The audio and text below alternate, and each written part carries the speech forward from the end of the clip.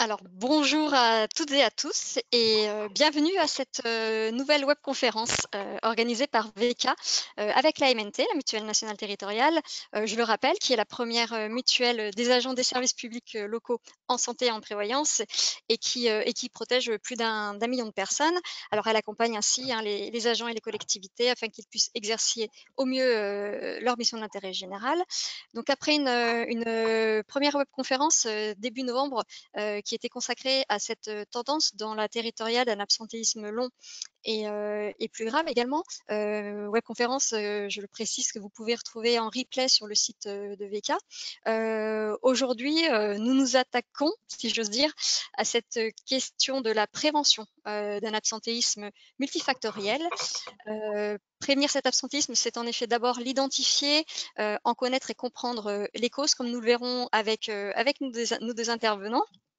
Et j'en profite tout de suite pour les saluer et les remercier d'être avec nous. Donc Bruno Jarry, vous êtes directeur des ressources humaines du Conseil départemental du Maine-et-Loire, également vice-président de l'association des DRH des grandes collectivités territoriales, qui est partenaire, je le souligne, de cette webconférence. Et puis Julie Kelly, bonjour. Vous êtes référente prévention nationale au département prévention et action sociale de la MNT. Voilà, merci déjà à tous les deux d'avoir répondu à notre invitation. Alors ensemble, durant cette heure, nous allons aborder un certain nombre de points et de questions, notamment quelle place de la prévention au sein des collectivités, quelle démarche de prévention, quelles réponses possibles, quels outils et pour quelle efficacité. Et puis vous nous partagerez également des retours d'expérience. D'ailleurs, je précise tout de suite aux internautes, à nos participants, que les supports qui vous seront présentés vous seront envoyés par mail. Et je tiens à remercier d'ailleurs nos deux intervenants. Alors notre priorité, c'est bien entendu aussi de répondre à vos questions et d'échanger bien sûr avec vous sur cette problématique de l'absentéisme et de comment le prévenir.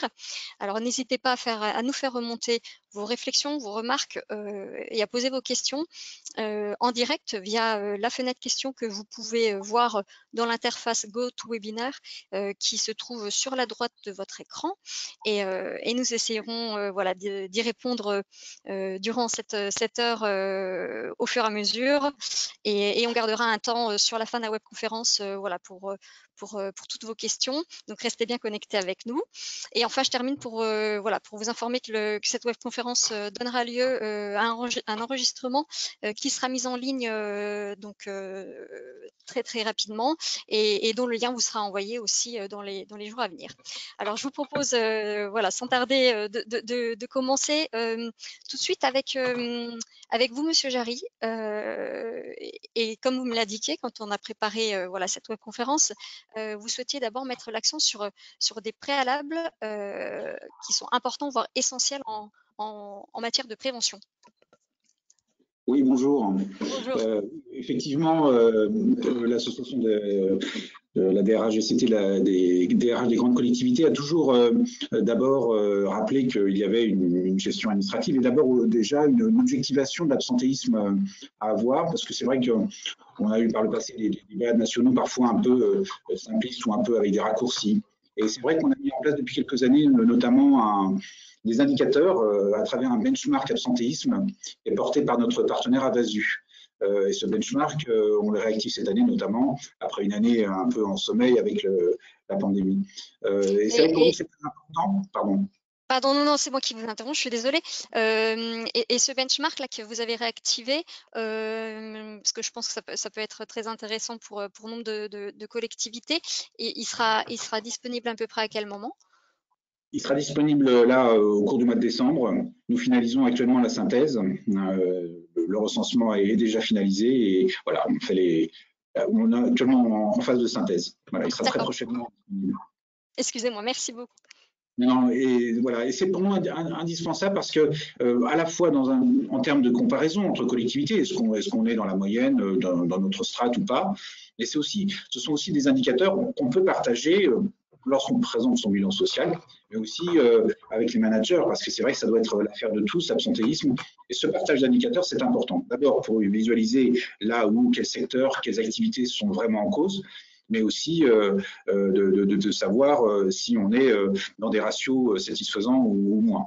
C'est vraiment assez important. Et c'est vrai qu'au-delà de cet aspect indicateur, il y a l'aspect gestion administrative en général, avec, on va dire, une gestion des absences, une aptitude qui doit être très partagée entre les différents acteurs de la DRH, que ce soit le secteur administratif, le secteur qui accompagne les agents, le secteur prévention. Et au-delà d'autres actions administratives qui vont être elles plus en réaction et pas tellement en prévention. On sait que tout ce qui existe autour de la modulation des primes, et on a récemment d'ailleurs un arrêt du Conseil d'État qui dit qu'on ne doit pas faire plus que l'État. Donc ça va à mon avis faire pas mal réagir en collectivité. On a évidemment la protection sociale complémentaire à développer pour pouvoir justement après amortir ces chocs-là. On a les contre-visites, etc. Donc il y a tout un ensemble d'activités administratives à avoir autour de ça, et si possible en lien entre les différentes disciplines de la DRH. Et on peut, si on est une plus petite collectivité, on peut se faire accompagner par les centres de gestion sur ce volet-là. Voilà, exactement, oui. Et donc, un autre point qui a été aussi essentiel pour vous, c'est quelle place on accorde à cette prévention au sein de nos organisations? Oui, parce que c'est vrai que c'est quelque chose, c'est une action qui doit s'imposer. Parce que forcément, la prévention embête un peu parfois les équipes fonctionnelles, au sens où les équipes opérationnelles, pardon, parce que c'est vrai que il va y avoir parfois des préconisations, il va parfois y avoir des commandes, des achats, des interventions dans une équipe. Et forcément, la prévention, c'est un peu pour la gratter. Hein. Et c'est pour ça que, d'abord, pour moi, c'est intéressant de la positionner au sein de la DRH, parce que ça fait partie de l'action qualité de vie au travail, santé au travail de la DRH, et qu'elle soit soutenue par la DRH aussi à travers ça. Hein. Et bien sûr, par la direction générale au final, mais c'est très important parce que forcément, ça va créer un peu de conflit. Et ce conflit n'est pas gênant à partir du moment où ensuite on le traite de façon assez franche avec tous les managers éventuellement impactés ou les directions qui seraient impactées par telle ou telle commande. Et cette mise en place, c'est quelque chose d'assez récent au sein des collectivités, des structures? Alors, je pense que c'est en effet. Alors d'abord, c'est très variable. Je ne sais pas si vous avez des remontées, voilà, au niveau de l'association.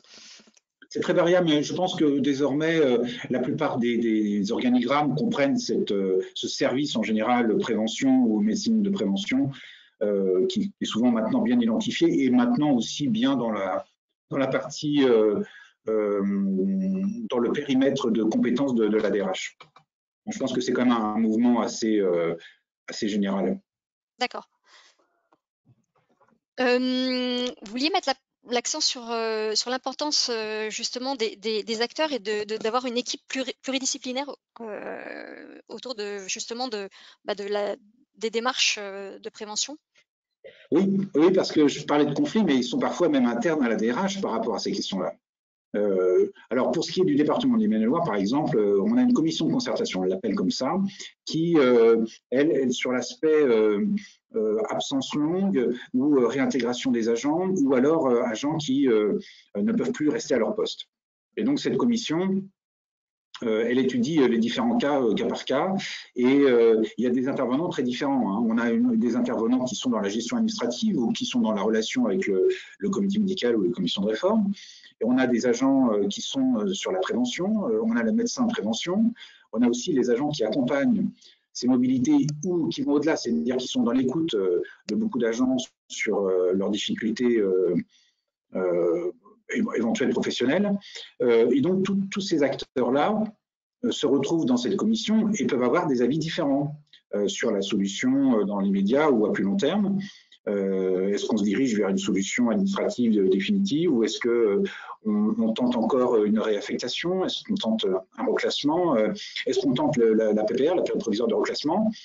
C'est là aussi qu'on va le décider.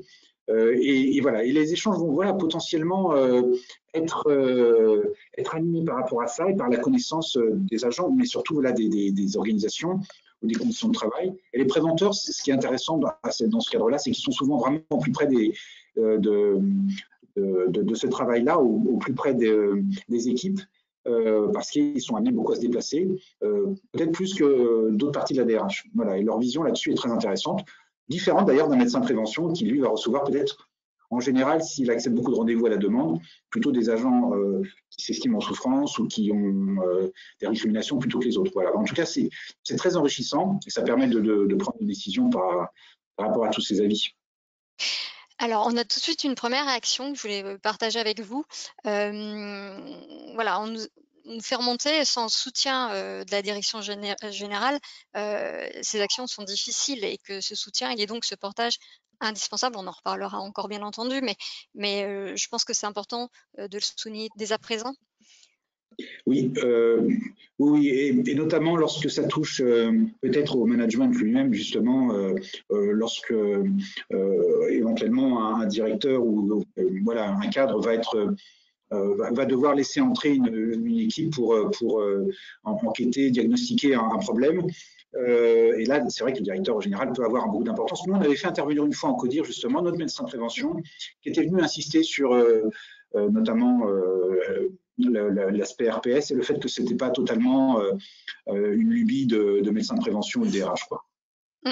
Julie, je vous vois réagir. N'hésitez pas si vous voulez aussi, vous, par rapport à cette remarque, réagir et ajouter, préciser des éléments par rapport à ce que vient de dire Monsieur Jarry. Oui, bah, pas précisé, mais c'est sûr qu'effectivement, nous, on le voit dans les accompagnements des collectivités, l'engagement des décideurs et l'engagement de la gouvernance, il est primordial pour mettre en place ces actions. Et aussi, alors, dans l'accompagnement des agents qui vont être effectivement en restriction et dans ces périodes de reclassement, mais aussi dans la mise en place des démarches de prévention plus primaires qui ont, enfin, on en reparlera juste après, mais qui ont vraiment pour ambition de réduire et de supprimer ces risques à la base. Un portage qui est donc primordial d'avoir. Ça peut aussi être l'objet d'une communication interne aussi importante, Monsieur Jarry. Oui, bien sûr, la communication, ça passe aussi par là. On sait notamment là qu'on a dû, dans nos différentes collectivités, mettre en place des dispositifs de signalement, hein, par exemple, par rapport aux agressions, au harcèlement. Souvent, les collectivités avaient déjà des numéros uniques, mais là, voilà, on a des numéros spécifiques, notamment, qui peuvent être mis en place par rapport à ça.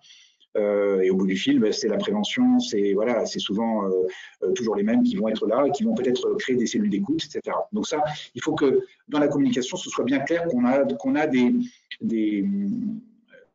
personnes qu'on peut contacter, qui vont être totalement neutres, qui vont être à l'écoute. Et puis, bien sûr, après, c'est beaucoup à travers la formation des managers, bien sûr, aussi. Vous aviez un dernier point par rapport au CHSCT. Oui. Alors, on est dans une période de réforme au pluriel, mais de réforme aussi concernant ce comité. Mais voilà, c'est aussi important d'avoir cette valorisation à travers le CHSCT, vous disiez. Oui, alors bon, là, on aborde aussi le dialogue social par rapport à ça, parce que c'est vrai que les représentants du personnel peuvent être un acteur de cette prévention. C'est vrai que déjà, la dernière mouture du CHSCT, avec ce secrétaire CHSCT qui détermine avec nous l'ordre du jour, c'est assez important. Ça responsabilisait beaucoup, je trouve, les représentants du personnel. Et je trouvais ça intéressant. Alors, la réforme à venir, c'est vrai, ne va pas positionner le CHSCT comme une instance au même niveau que le CST, mais il y aura toujours, et notamment dans les collectivités, une formation spécialisée là-dedans. Donc ça, je ne m'inquiète pas. Ça évitera plutôt les conflits de compétences entre les deux plutôt qu'autre chose. Mais ce genre d'instance sera toujours nécessaire pour discuter justement de ces choses-là. Et en effet, à travers cette formation, ce CHSCT encore actuellement, il y a beaucoup de choses qui sont débattues. On parle, les réorganisations, des réorganisations, c'est toujours nécessaire, et puis c'est pas toujours synonyme d'ailleurs de conditions de travail dégradées. Mais ce qui est important, c'est qu'on en parle et que, par exemple, on présente une grille d'impact faite par la prévention systématiquement pour montrer que voilà, il y aura peu ou beaucoup d'impact sur les conditions de travail. Bon, c'est des choses qui se présentent. Il y a le compte-rendu du document unique, il y a le bilan des accidents de service et des accidents de trajet, il y a le bilan de la médecine de prévention, il y a le suivi du registre santé-sécurité.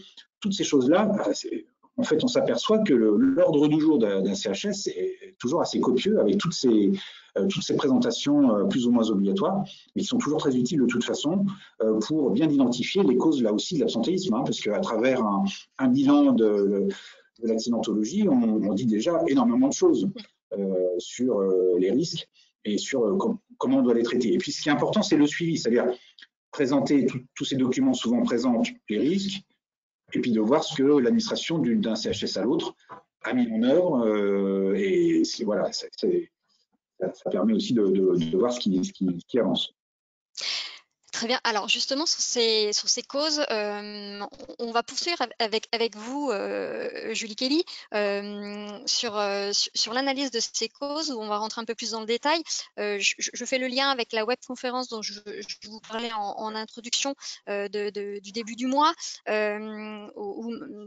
durant laquelle Marc Bertolini nous avait présenté pas mal d'éléments aussi de données que vous nous proposez de revoir ensemble, mais si vous êtes intéressé, pour avoir un peu plus de détails, n'hésitez pas à aller revisionner le replay.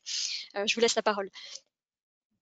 Oui, c'était effectivement pour continuer ce que les propos de Monsieur Jarry, hein, c'est l'enjeu de cette démarche de prévention de l'absentéisme. Il y en a deux grands, c'est l'identification des causes, hein, dont on a parlé et dont vous le disiez, Estelle, ça a largement été abordé lors du premier webinaire, et puis ensuite cette mise en place de démarche globale de prévention et surtout son suivi dans le temps. Donc sur le premier volet, hein, d'identification des causes, j'ai remis c'est exactement ce que Marc Bertolini effectivement présentait la dernière fois, et ce sont des indicateurs qui sont issus de notre service médical et qui montrent en fait la part des pathologies dans les arrêts de travail de plus de 90 jours de nos adhérents. Donc c'est assez similaire à ce qui se passe dans la fonction publique territoriale au sens large, et ce qu'on voit assez simplement, c'est que la part en fait des pathologies, des TMS en fait, et des risques psychosociaux, donc c'est ce qu'on voit, ostéo-articulaires, pathologies psychiques, et puis les polypathologies, hein, qui sont un cumul de ces deux pathologies-là, c'est 85% en fait des causes d'arrêt de travail.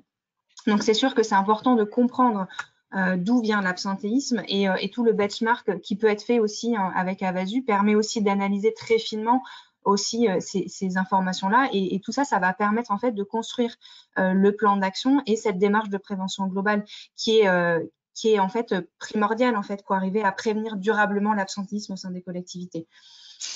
Donc alors justement, voilà, sur cette démarche de prévention, il y a des éléments essentiels, il y a des points incontournables, et vous allez nous présenter, mais on parlait des acteurs, bien entendu, c'est déjà une application à tous les niveaux, j'ai envie de dire, de tous les acteurs, y compris des agents eux-mêmes, je pense.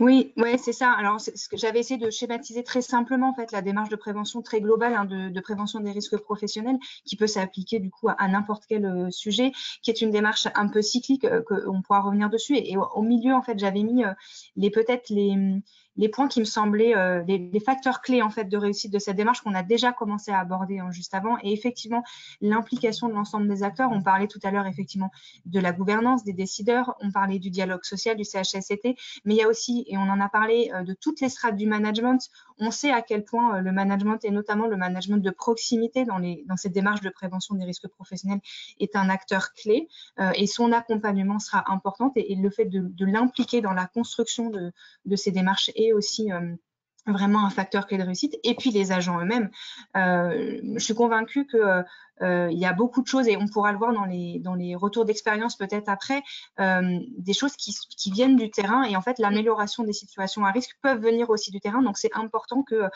toutes ces strates-là soient impliquées dans cette démarche de prévention, et qu'il y ait cette vraie posture d'avancer ensemble. Voilà, on y va ensemble, c'est un projet de collectivité, et ça fait partie au même titre, voilà, et ça permettra le service une bonne qualité de service public. Voilà, c'est un ensemble, et impliquer tout le monde, ça me semble, oui, effectivement un des facteurs clés de réussite. Dans le schéma que vous nous avez proposé, il y a aussi un élément qui est important, hein, je renvoie, je propose aussi à à nos participants, il y a eu une webconférence, la semaine dernière qui était plus ciblée, hein, sur les RPS, sur la prévention des RPS, où vous pourrez vous retrouver un peu plus dans le détail, justement, ces éléments. Sur le suivi et l'évaluation, pardon, il y a aussi, là, c'est un point qui est particulièrement important. On a commencé à en parler avec vous, Monsieur Jarry, mais voilà, j'insiste aussi sur ce suivi. Ouais, c'est pour ça qu'en fait, ce schéma, je l'ai fait sous forme de cycle parce que c'est vraiment cette idée que ça ne s'arrête jamais. Donc, bien sûr, on commence généralement par une analyse de la situation. Et en fait, ça, on le fait quand on arrive à mettre en place ces démarches vraiment en amont, en prévention primaire, on a le temps de se poser. Des fois, on rentre en fait dans ce cercle-là au moment de la mise en place d'action parce qu'il y a une situation d'urgence et qu'il faut répondre tout de suite à cette demande. Mais l'idée, c'est qu'effectivement, on a ce diagnostic, cette analyse de la situation qui va permettre de construire un plan d'action. Ce plan d'action, on le disait, intégré au document unique, avec du coup ensuite cette mise en place d'action et le suivi dans le temps, l'évaluation, et qui va sans arrêt re-questionner en fait cette analyse de la situation pour se dire est-ce que les actions qu'on a mis en place finalement on a atteint les objectifs qu'on s'était fixés et du coup on continue, on est dans la bonne direction. Est-ce que finalement, on se rend compte que c'est pas tout à fait dans le sens qu'on voulait, donc on met en place des actions correctives et c'est ce travail en fait de cycle et d'actualisation qui est important. Oui. Alors, on a des réactions, hein, sur ce qu'on vient de voir ensemble et notamment sur les origines, sur les causes, sur ces données. Voilà, on a quelqu'un qui nous fait remarquer que ce sont les mêmes causes dans sa collectivité. Il y a quelqu'un d'autre qui pose la question de savoir par rapport aux données sur ces arrêts de travail que l'on a cités, où il peut se les procurer. Alors déjà, moi, je vous invite à revoir le replay parce qu'effectivement, il y a toutes les informations détaillées. Mais est-ce qu'il y a un autre endroit où il est possible, Julie, Kelly, de retrouver ces données? Je pense que les données, ce sont des choses qui sont suivies par les services de médecine et les services de ressources humaines. Et je laisserai Monsieur Jarry compléter sur le fonctionnement des collectivités. Hein, sur les données par rapport à la MNT, par rapport à la MNT, oui, il y a un travail qui peut être mis en place. On a un service médical à la MNT avec un médecin conseil et qui suit en fait effectivement les adhérents qui sont en contrat de prévoyance pour voir un petit peu comment ça se met en place. Donc, n'hésitez pas à vous rapprocher de nous pour voir comment on peut travailler ensemble sur ces questions. Monsieur Jarry, je vous laisse la parole. Oui, alors c'est vrai que souvent la RH aborde assez peu la partie pathologie parce que bon, vous savez que pour la partie administrative en tout cas on n'en a pas connaissance. Ce sont des éléments qui peuvent être donnés plutôt en effet par la partie médecine de prévention dans le cadre de son rapport, c'est vrai.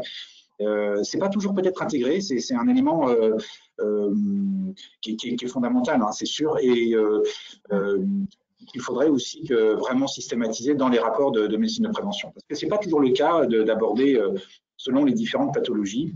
On n'a pas toujours ce côté statistique, on va dire, dans ces rapports. Voilà. Merci beaucoup. On verra, alors il y a pas mal de réactions forcément. Voilà, on fera le point ensemble sur la fin de la webconférence. Je vous propose qu'on continue, qu'on poursuive. Monsieur Jarry, vous souhaitiez aussi parler parce qu'on parle d'une démarche de prévention, mais il y a plusieurs types de prévention aussi en fonction des risques. Oui, alors c'est ça, parce que je pense que les collectivités sont parfois assez sévères avec elles-mêmes sur la part qu'elles donnent à la prévention et ce qu'elles ont déjà fait en prévention. Mais en fait, je crois que même lorsque les collectivités sont en retard sur leurs documents uniques, parce que c'est vrai que c'est quelque chose d'assez lourd à mettre en œuvre, et pour l'avoir connu dans une autre collectivité, on a l'impression que ça ne finit jamais, peut-être, et que voilà, du coup, on n'est même pas au niveau de la réglementation de la partie obligatoire. Mais en fait, il y a beaucoup de choses qui sont déjà faites en général. D'abord parce que les collectivités de la fonction publique territoriale ont un public qui nécessite cette prévention, notamment autour des travaux d'exécution. Hein. Je parle notamment de tous les risques physiques, les troubles musculo-squelettiques. On voyait que c'était quand même une part non négligeable. Et on a une fonction publique qui a beaucoup de travaux d'exécution, des certaines collectivités ont beaucoup de direction technique en régie et qui impliquent des travaux manuels voilà, à risque. Et puis, on a une fonction publique vieillissante. On frôle la barre des 50 ans en moyenne âge pour les collectivités. Et donc là aussi, les corps sont parfois éprouvés. Et bien sûr, ça a des conséquences forcément sur l'absentéisme. Et par rapport à ce sont des choses qui sont quand même relativement connues et qui font déjà l'objet d'actions. Donc on a les aménagements de postes et c'est là que les préventeurs sont au plus près des agents et des activités des services, aménagement de poste ou aménagement sur l'organisation du travail pour ce qui est des services techniques pour voir ce qui peut générer moins d'absentéisme.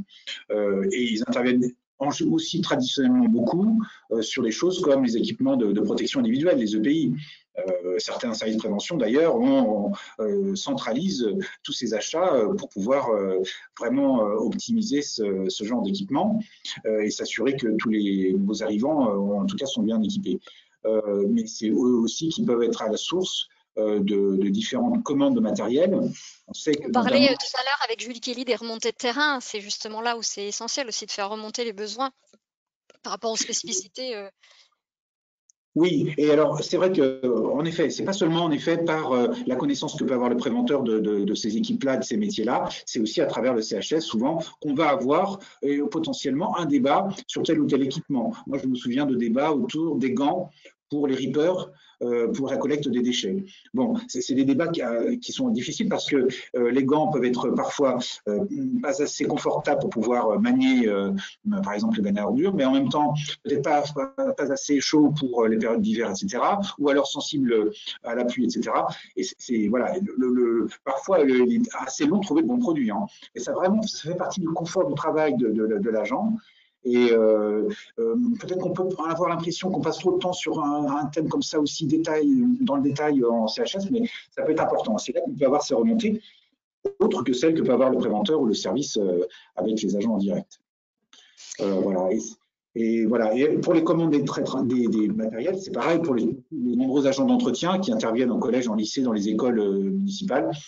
Le matériel est essentiel, c'est-à-dire qu'on va vraiment limiter certains mouvements grâce à ce matériel. Et là, vraiment, il y a un dialogue à engager absolument lorsque la direction, on va dire, fonctionnelle n'est pas intégrée dans la collectivité comme pour les collèges ou les lycées. D'accord. Donc il y a déjà pas mal de choses qui existent, hein, qui ont été mises en place ou se mettent en place. On reviendra à travers des exemples en deuxième partie avec vous, Julie Kelly, mais vous vouliez, voilà, il y a des activités quand même innovantes au sein des collectivités qui prennent cette problématique à bras-le-corps, si j'ose dire. Oui, c'est vrai que, alors innovant plus ou moins, puisque sans doute existant dans d'autres pays depuis bien longtemps, je pense notamment aux échauffements au moment où on se met au travail. Et c'est vrai que c'est des choses qui sont peut-être pas très courantes en France, mais plus dans d'autres pays. C'est vrai qu'aujourd'hui, on a quand même une grande promotion de l'activité sportive. Et l'association des DRH des grandes collectivités, la DRHCCT d'ailleurs, s'est associée à un document de normalisation un petit peu de ce qui peut être fait dans ce domaine avec la FNOR. C'est Emmanuel Brissard du Grand Rouen qui a participé à ces travaux notamment. Pour l'association et voilà une sorte de guide des normes en matière de promotion des activités sportives comme ça en milieu professionnel. Mais ça peut commencer déjà par des échauffements ou par la promotion d'activités sur le temps du midi par exemple, d'activités telles que le yoga ou autre chose qui vont par un agent d'ailleurs peut-être qui s'est formé auparavant avec de la DRH potentiellement d'ailleurs là-dessus et qui peut emmener ses collègues sur une pause, non seulement une pause mais en plus une petite activité qui vont un petit peu d'abord leur donner une je pense leur couper un peu la journée de travail et ensuite leur permettre aussi de corriger certains aspects dans leur mouvement. Alors, c'est quelque chose qui est peut-être pas ancré culturellement par rapport à d'autres pays, mais je me tourne du côté de Julie Kelly. Dans les sollicitations que vous avez, les collectivités que vous accompagnez, ou ce sont des choses qui alors on a commencé à en entendre parler, on va dire que c'est quand même assez récent, hein, mais ça tend à se développer, ce genre de pratique? Oui, oui, oui. Et puis, en fait, c'est connu maintenant et reconnu de tous. Cette pratique d'activité physique régulière, elle va avoir, c'est un facteur protecteur de santé et on voit que ça permet d'améliorer la qualité de vie au travail. Donc, il y a ces deux dimensions. On a effectivement, nous, on voit à l'AMD de plus en plus de demandes d'accompagnement sur ces sujets-là. Il y a ces deux angles et il y a cet angle.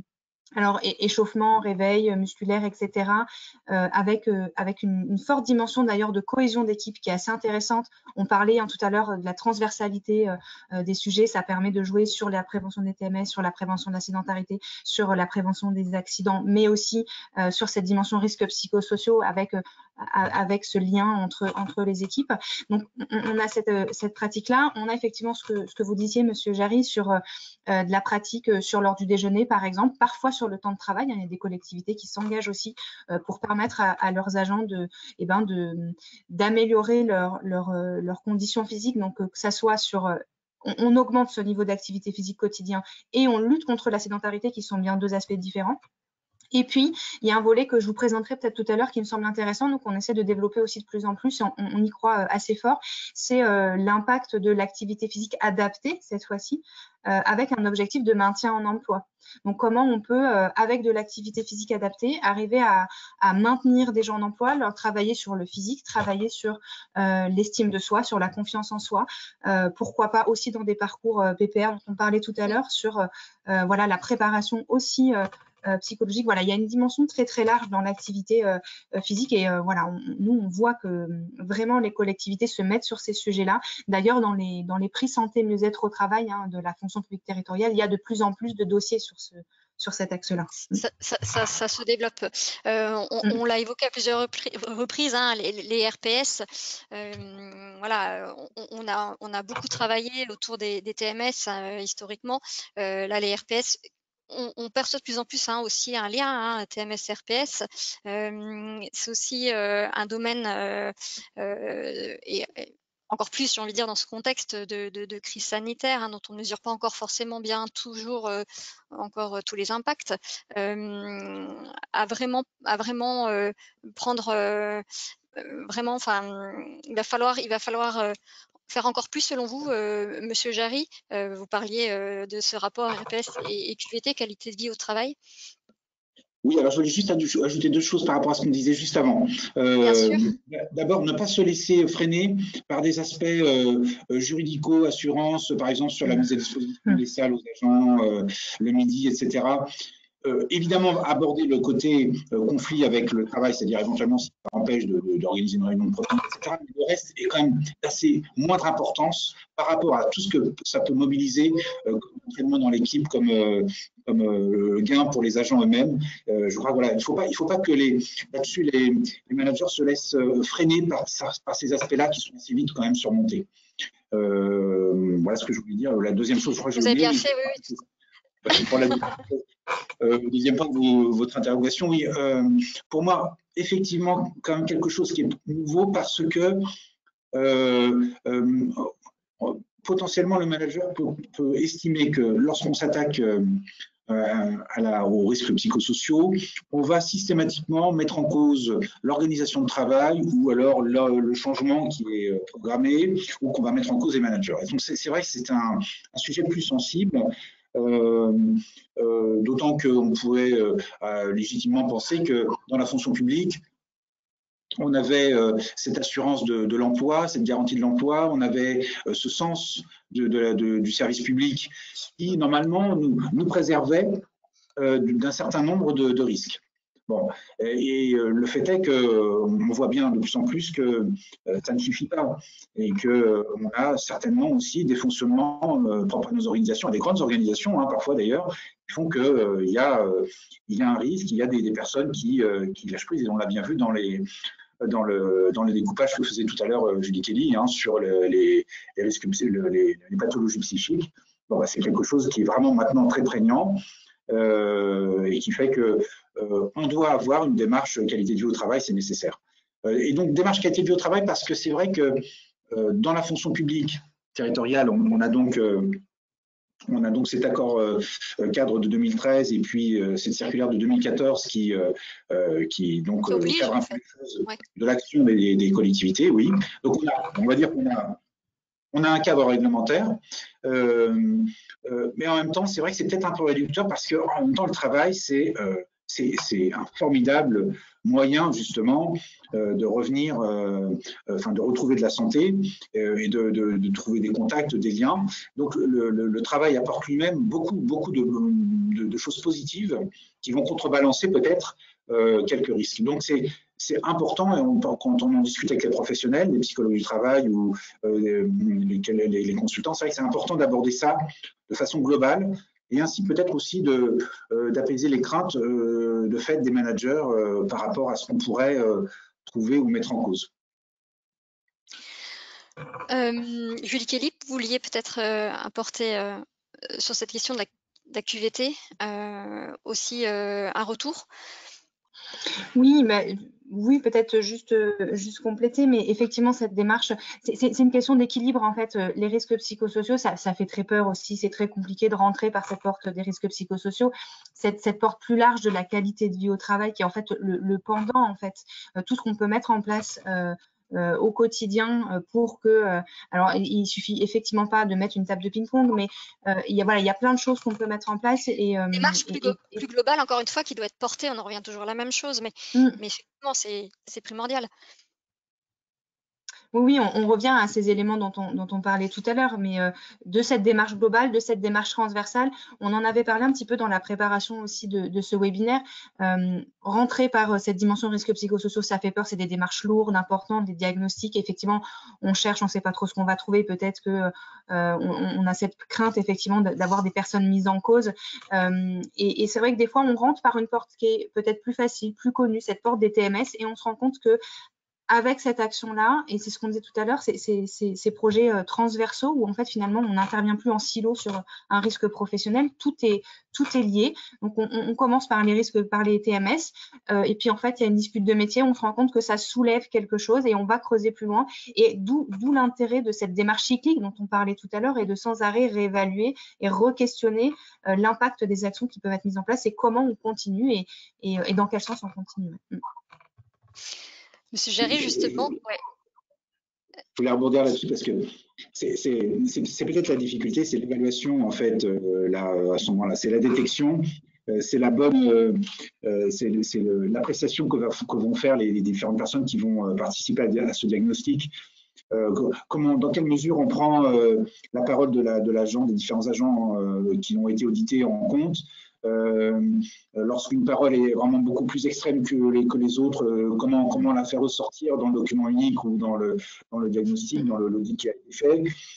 C'est très difficile. Ça, c'est vraiment quelque chose qui va demander l'évaluation de la charge de travail également. Ça, c'est souvent un motif de conflit entre l'employeur ou l'administration et la représentante du personnel. Et c'est vrai que c'est très dur à objectiver, mais voilà, il faut le faire, il faut passer par là quand même, et puis après confronter les avis lorsqu'on revient vers les hiérarchies par rapport à ça, et montrer que ce n'est peut-être pas que le centre du problème, qu'il y a peut-être d'autres choses que la charge de travail qui est envisagée, par exemple, dans le cadre d'une réorganisation et de la réallocation, on va dire, des moyens, etc. Voilà. En tout cas, c'est quelque chose sur lequel il faut être transparent. Il ne faut pas hésiter à montrer ces audits, ces diagnostics. Moi, je n'avais pas l'habitude de le faire dans ma nouvelle collectivité, le Maine-et-Loire. C'est une démarche qui était déjà faite quand je suis arrivé, même dans des secteurs où on va dire c'est assez sensible, où on sent qu'on a un mouvement général de protestation.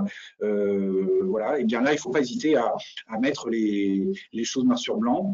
Et puis à discuter des solutions qui sont apportées à l'administration. Parce qu'en général, l'administration, dans ses propositions, notamment par rapport à la charge de travail, a souvent des propositions de simplification et des propositions qui vont aller vers une moindre charge de travail, c'est-à-dire avec une optimisation du travail, et donc vont aller dans le bon sens. Après, on peut avoir un conflit de valeurs sur telle ou telle chose qu'on abandonne dans le travail, mais voilà, souvent l'administration va justement répondre à cette préoccupation éventuellement de la charge de travail.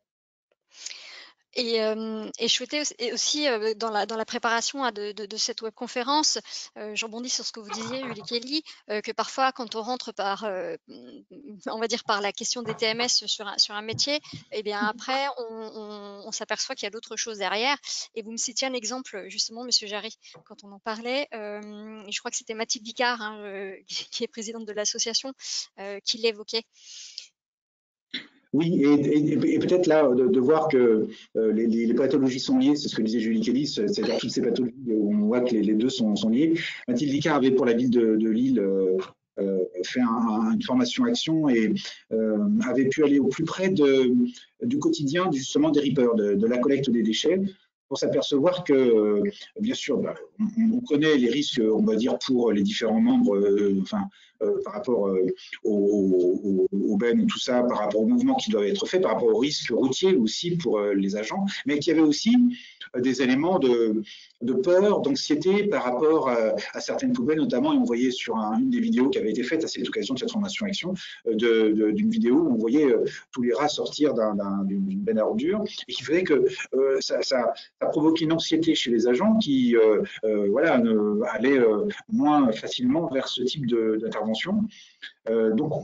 Et ce sont des choses qui, si elles ne sont pas vraiment objectivées, si on ne va pas vraiment au plus près du travail, vont être peut-être un peu négligées par les décideurs. C'est vraiment important qu'ils aillent au plus près de ce travail-là quotidien, même si ça ne leur paraît pas essentiel parce qu'ils sont dans le pilotage ou dans la transversalité. Mais ce souci-là du travail au quotidien est très important. Avec ce temps d'écoute aussi. Là, on prend cet exemple-là, mais enfin, j'ouvre une parenthèse, mais on sait qu'il y a pas mal d'enjeux autour du télétravail, hein, de ces nouvelles organisations. Il y aura aussi des choses à mettre en place pour réellement être à l'écoute des agents. Oui, non, mais c'est vraiment déterminant. Alors, il y a des instances pour cela, on l'a dit, mais pas seulement à travers les représentants du personnel. Cette écoute directe, elle est importante. C'est-à-dire le fait que le manager, même N+2, N+3, puisse parfois aller au contact des agents sur leur quotidien de travail, c'est assez important. Alors, avant de continuer avec des exemples que vous allez nous proposer, Julie, on souhaitait vous poser une question. Voilà, est-ce qu'au sein de votre collectivité, il existe déjà une démarche prévention? Est-ce que vous êtes au courant? Voilà, oui. Bon, ce que je vous propose, c'est qu'on verra les résultats peut-être un petit peu plus tard et le temps de vous laisser répondre et on va poursuivre avec vous, Julie, sur voilà, sur les différents exemples, les remontées que vous pouvez avoir aussi sur des premiers résultats déjà de ces démarches, donc qui s'inscrivent déjà dans le cadre d'une prévention primaire et secondaire, c'est-à-dire en amont, c'est ça? Oui, c'est ça, c'est ce qu'on voyait un petit peu dans la première slide, c'est cette démarche de prévention globale. Un des enjeux principaux, un des enjeux importants en tous les cas, c'est qu'elle englobe en fait la totalité des préventions, donc primaire, secondaire, tertiaire.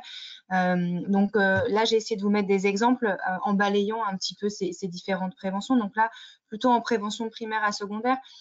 C'est que la prévention primaire, elle est plus difficile à mettre en place puisque en fait, c'est la prévention au sens fort du terme, c'est-à-dire intervenir avant qu'il y ait le moindre souci et intervenir en amont du risque pour essayer de le limiter et puis même voire de le supprimer. Donc, on en revient à cette question de l'identification, de l'anticipation, enfin voilà.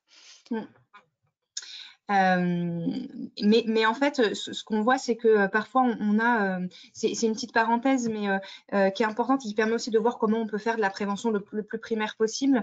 On peut avoir un agent qui sollicite parce qu'il y a des problématiques, il a des problématiques individuelles, et plutôt que de faire un accompagnement individuel qui serait plutôt en prévention secondaire voire tertiaire, c'est-à-dire comment on accompagne cette personne sur ces pathologies, inclure en fait tout le service dans cette démarche de prévention, proposer en fait à tout le service de la prévention, ça va permettre non seulement de ne pas stigmatiser l'agent, et puis de faire bénéficier en fait toute l'équipe des aménagements qui pourront être mis en place et du coup, ça améliorera la qualité de vie au travail de toute l'équipe. Et on sera vraiment du coup cette fois-ci dans cette prévention primaire. Une démarche partagée. Là, alors peut-être rapidement là quelques exemples en prévention primaire et secondaire. Donc j'avais choisi les TMS puisqu'on l'a vu, hein, c'est la première cause d'arrêt. Et là, ce sont des actions qui visent à limiter en fait les risques sur les métiers à forte pénibilité. Donc le premier exemple, c'est le CAS de Vaudion, qui a un service d'aide à domicile qui compte une quarantaine d'agents. Ces agents, ils étaient confrontés de plus en plus à la montée en dépendance, hein, des bénéficiaires, et puis avec de l'usure professionnelle, une accidentologie et un absentéisme qui étaient vraiment essentiellement liés à l'appareil locomoteur. On avait un groupe d'agents volontaires qui étaient formés, mais avec des formations un peu anciennes et puis hétérogènes par rapport à tout le groupe. Donc, la volonté de la collectivité a été de former l'ensemble en fait des 40 aides à domicile, de les former sur cette prévention des TMS avec un volet qui permette en fait aux participants de mieux comprendre et de mieux contrôler ce risque individuel. Et puis un autre volet qui est de permettre en fait aux responsables d'agir sur ce risque environnemental et du coup avec cette dimension globale qui permet de jouer sur la qualité de vie au travail et de réduire les accidents de travail, la pénibilité, les restrictions médicales. Donc c'était vraiment une formation en plusieurs étapes qui est partie d'un diagnostic, de bilan individuel et d'analyse en situation de travail. Encore une fois, c'est ce qu'on disait tout à l'heure, aller voir au plus près comment ça se passe, prendre des photos. Une formation d'un service à un autre, d'une collectivité à une autre, ne sera pas la même et les solutions trouvées ne seront pas les mêmes parce que ce ne sont pas les mêmes individus et les mêmes façons de travailler. Donc, comment ça se passe sur le terrain, ce diagnostic et ensuite une formation qui a été construite par rapport en fait à ces éléments-là, au plus proche en fait de la réalité de terrain et une formation collective avec tout un travail d'échange pour que les agents puissent proposer en fait des pistes d'amélioration aux situations à risque. Et ça a été présenté et partagé avec la collectivité, intégré dans le plan d'action, le document unique, et du coup ces actions ont pu être mises en place. Et l'idée, c'était vraiment de partir de l'individu, de l'accompagner sur la meilleure utilisation de son outil de travail, en l'occurrence, qui est son corps, en fait, le confronter en fait les difficultés et les pratiques individuelles avec le groupe, et ensuite se servir de ça pour proposer des actions qui améliorent les situations à risque. Et souvent, ce ne sont pas des actions très chères. On peut avoir tout de suite en tête, il va falloir changer tout le matériel et tout. Alors, effectivement, le matériel est important, on en parlait tout à l'heure, mais il y a parfois des propositions d'action qui viennent du terrain, c'est du système D et ça fonctionne très bien et ça répond en fait aux besoins et à la demande. Et cette action-là, avec l'engagement en fait des équipes sur le terrain, de l'encadrement de la collectivité, le programme adapté, ça a vraiment permis de baisser l'absentéisme. Les actions sur les TMS, ça va avoir des impacts assez rapidement. On peut mesurer très vite justement l'efficacité de l'action en fait. Ouais, et puis le deuxième exemple que j'avais choisi de vous montrer, c'est justement, on en parlait tout à l'heure des démarches aussi sur différents angles. Donc c'est pareil, donc on est sur un public à risque que sont les ATSEM. Donc Agen, il avait décidé de mettre en place une démarche de prévention globale hein, sur tous les risques professionnels pour tous les agents. Il y avait un absentéisme fort dans la collectivité, mais avec un focus particulier et un risque particulier pour les ATSEM. Et du coup, il y a eu un programme particulier qui a été proposé sur la prévention des TMS puisque les arrêts de travail étaient en lien avec ces problématiques-là.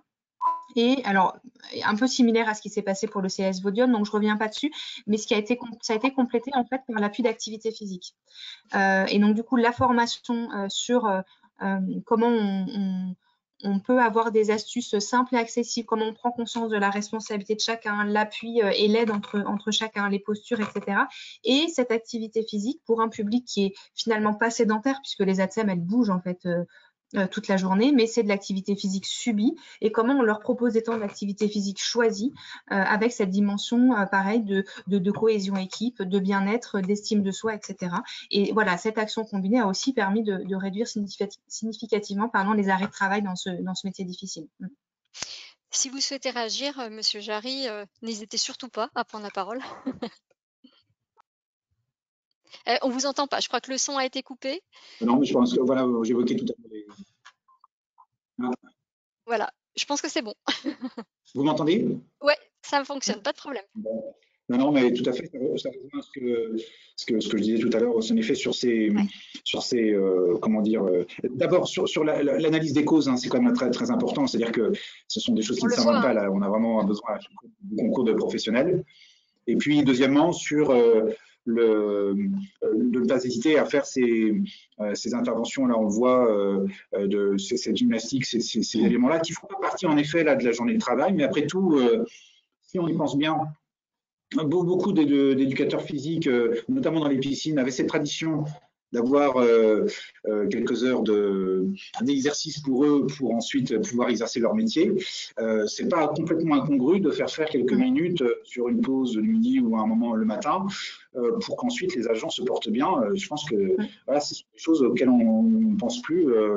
Voilà. Alors que c'était déjà une... Ouais, il va falloir que ça devienne des réflexes, en fait. Voilà, ça devient des réflexes. Je vous propose de poursuivre, Julie, avec deux autres exemples qui vont nous permettre aussi de parler de cette prévention importante qui est la prévention tertiaire. Oui, alors là, effectivement, c'est d'autres exemples d'action là, on est effectivement sur de la prévention secondaire à tertiaire puisqu'on est avec des publics qui ont des pathologies, qui ont des restrictions. Donc, soit avec un programme qui est mis en place pour les aider à rester dans l'emploi, soit des agents qui sont déjà en arrêt de travail et voir comment on peut les accompagner pour les faire retourner durablement dans l'emploi. C'est l'enjeu du maintien et du retour à l'emploi d'abord. Ouais. Ouais. Mais ce qu'on disait tout à l'heure, c'est tous les niveaux sont importants de prévention. Mais c'est vrai que l'enjeu, c'est vraiment d'arriver à cumuler tous parce que si on est uniquement dans de la prévention tertiaire, on est dans des actions, si je peux m'exprimer ainsi, au feu les pompiers. Mais en fait, ça se reproduira. Donc, c'est arriver à se poser, et je sais à quel point c'est compliqué, mais sur cette prévention primaire qui est la plus difficile et qui sera la plus durable et qui permettra vraiment d'avoir des effets sur le long terme. Mais voilà, là, c'était des exemples. Alors, le premier, c'est 3 niveaux de prévention dans une démarche de prévention. Voilà, essayer d'avoir cette démarche globale. Ouais. Le projet de Colomiers là, que j'ai souhaité mettre en avant, c'est un projet justement, on en parlait un petit peu tout à l'heure sur l'importance de l'activité physique, hein, qui est connue. Là, l'idée, c'était vraiment de montrer que l'activité physique adaptée, cette fois-ci, peut avoir un impact en maintien en emploi. Activité physique adaptée, c'est de l'activité physique qui va être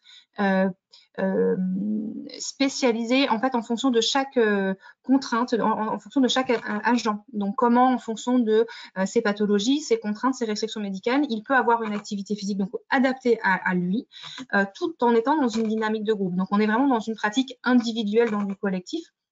Et l'idée, ça a été de proposer ces activités physiques adaptées à des agents qui étaient en restriction et qui avaient des problématiques de maintien en emploi.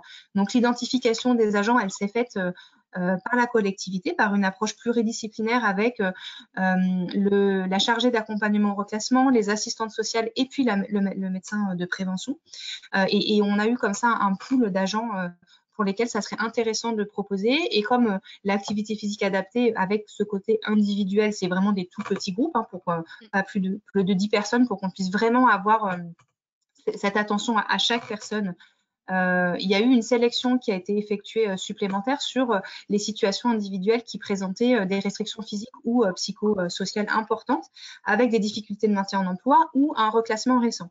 Donc, on a eu un pool d'agents qui a été approché individuellement par les assistantes sociales pour vraiment travailler aussi sur les freins, hein, que peut être la pratique d'activité physique quand on sait que quand on a des difficultés de santé, des fois, c'est d'autant plus difficile d'aller se mettre en mouvement et en plus devant du monde. Donc voilà, essayer de travailler sur tous ces freins. Et puis, il y a eu différentes temps de présentation, on en parlait tout à l'heure, hein, au CHSCT, aux managers, puisque l'encadrement, il fallait bien qu'il soit effectivement associé à ces questions-là. Et ensuite, le programme a pu se mettre en place. Très concrètement, c'était 12 séances d'activité physique adaptée encadré, donc avec un animateur. Sur le temps de travail, ça a été le choix de la collectivité. Et entre chacune de ces séances-là, il y avait, on incitait fortement les agents à faire un temps en autonomie, c'est-à-dire dès le départ, leur faire comprendre que c'est aussi une prise en main individuelle et que au-delà de ces 3 mois d'activité encadrée, il faut que ça continue puisque la pratique pour qu'elle ait des effets sur la santé, sur le maintien en emploi, il faut qu'elle soit régulière. Et bon, ce programme, il s'est terminé en juillet, donc on n'a pas encore beaucoup de recul. De retour pour l'instant. Voilà, si ce n'est vraiment une très grande satisfaction des agents. Donc, on a vu une amélioration des conditions physiques, notamment des capacités cardio-respiratoires, de souplesse, un impact indéniable sur le bien-être, sur l'estime de soi, sur la confiance en soi.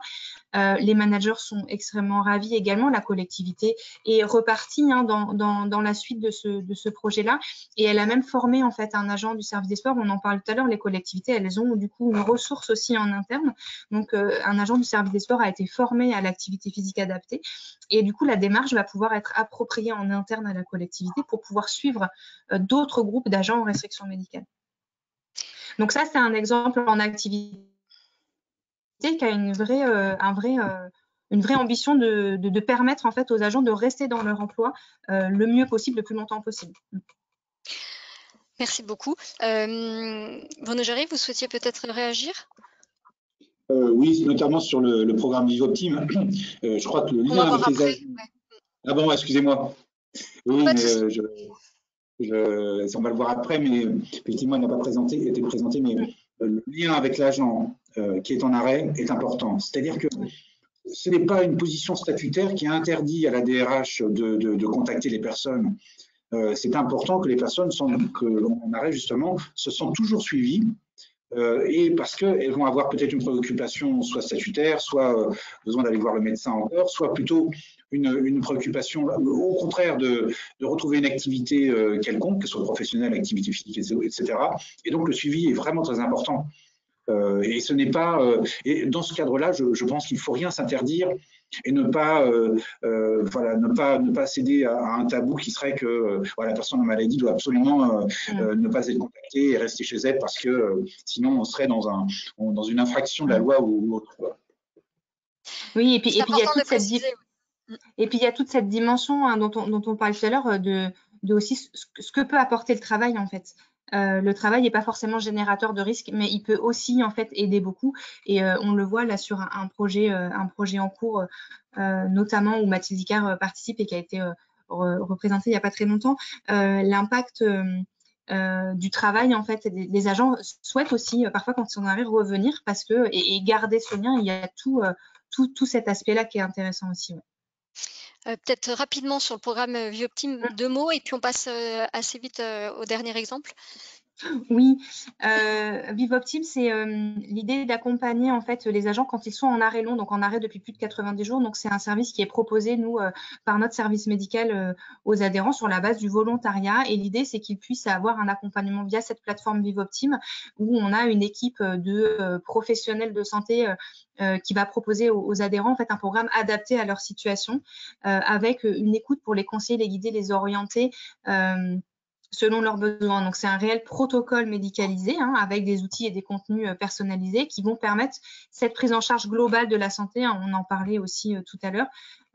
Et qui va prendre en compte le quotidien de l'agent, son environnement, sa motivation. Et c'est aussi tout ce travail-là qui est mis en place avec un système de contenu en ligne et puis de coach avec une équipe pluridisciplinaire, avec des infirmières, des diététiciennes, des psychologues, tapagologues, coachs sportifs. Voilà. Donc, nous, c'est une expérimentation qui est en cours et qui se poursuit. Mais vraiment, cette idée de comment on accompagne les agents quand ils sont en fait en dehors de la collectivité. Il y a des actions qui sont possibles et celle-ci en fait partie. Ouais. Et pour terminer, donc 2 exemples encore rapidement, mais cette fois-ci en lien avec la mobilité professionnelle. Oui, je trouvais intéressant de faire le lien avec la mobilité professionnelle. Je vais être très rapide. Il y a des liens quand le support sera partagé où on peut aller effectivement aller creuser les sujets. Ces 2 projets qui avaient été notamment primés à l'édition 2019 des prix Santé Mieux-être au travail. Un vraiment en anticipation, le CDG de la Haute-Garonne qui avait mis en place en fait une application avec la volonté en fait d'avoir au sein du même outil un référentiel sur les facteurs d'usure professionnelle et aussi sur les formations.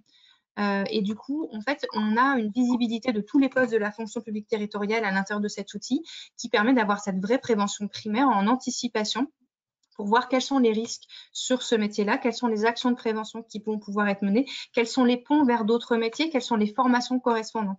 Et ça permet vraiment à l'agent d'avoir cette vision prévisionnelle de sa carrière et de son activité en fonction de son état de santé. Donc ça, on est vraiment en anticipation. Et à Toulon, ils ont travaillé, eux, sur des ateliers de mobilité. Comment, en fait, ils étaient dans une situation où en fait ils avaient des difficultés pour recruter sur des postes manquants, et à côté de ça un pool d'agents avec des compétences et en attente de poste. Et comment on arrive à faire le lien entre ces deux questions-là, comment on arrive à du coup créer des postes à effectif constant avec des parcours de reclassement pour les agents en inaptitude avec un tronc commun de formation, mais aussi un plan de formation personnalisé et ces ateliers de la mobilité, des rendez-vous, des immersions dans le service qui permettent de lever en fait les freins au reclassement. Et du coup, ça leur a permis, en tous les cas, eux, de réduire vraiment significativement leur délai de reclassement qui est passé de 1 an à 2 ans, à peu près à 6 mois. Voilà, avec ces freins levés par ces périodes d'inclusion en fait dans un service pour voilà, lever voilà, les attitudes, les résistances au changement et les représentations des métiers. Voilà, merci Julie. On va arriver bientôt à la fin, là, il est midi, mais je vois des questions qui arrivent et j'aurais voulu vous en poser deux. La première, on compte souvent sur ce que coûte l'absentéisme. Avez-vous des méthodes pour compter démontrer ce que rapporte, entre guillemets, non seulement en qualitatif, mais en euros, sonnant et trébuchant?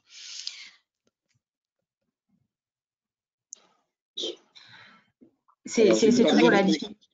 Je ne sais pas si tu peux rapporter. C'est le retour sur investissement. Oui, exactement. Elle, bien sûr, elle a à travers les baisses potentielles de l'absentéisme, à travers les différentes actions menées, et surtout à travers voilà, la vie d'un service qui, s'il vit mieux, va être beaucoup plus efficace, c'est certain. C'est difficile à quantifier. Oui.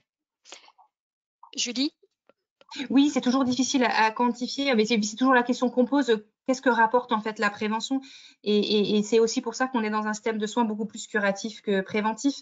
La prévention, elle se voit à long terme. Il y a des chiffres là que j'arrive pas à me les à les ressortir, mais c'est sûr que ça va se voir sur effectivement toutes ces actions-là, mais ça va mettre un petit peu plus de temps.